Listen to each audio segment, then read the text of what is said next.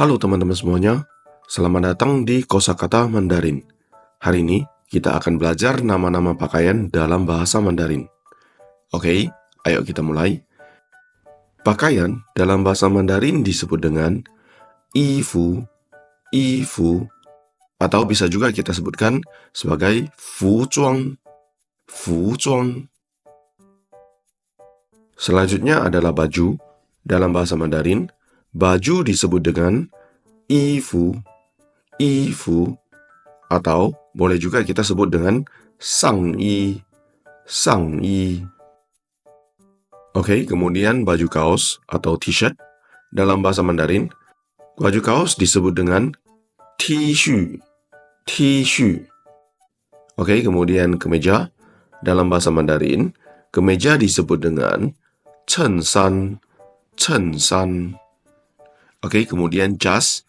Jas dalam bahasa Mandarin disebut dengan xizhuang, xizhuang.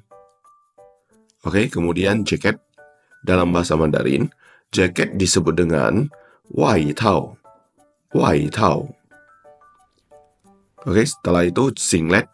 Singlet dalam bahasa Mandarin disebut dengan hansan, hansan. Kemudian piyama atau baju tidur.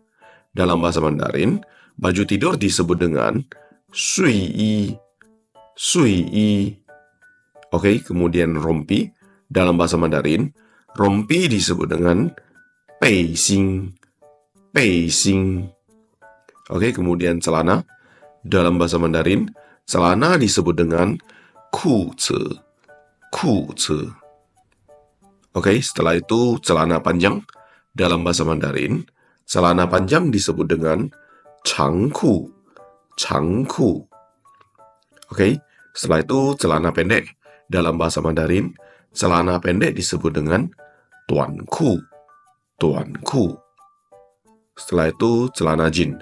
Dalam bahasa Mandarin, celana jin disebut dengan niu zaiku, niu zaiku. Kemudian gaun. Gaun dalam Mandarin disebut dengan lian yi qun, lian yi qun. Oke, setelah itu rok. Rok dalam bahasa Mandarin disebut dengan qunzi, qunzi.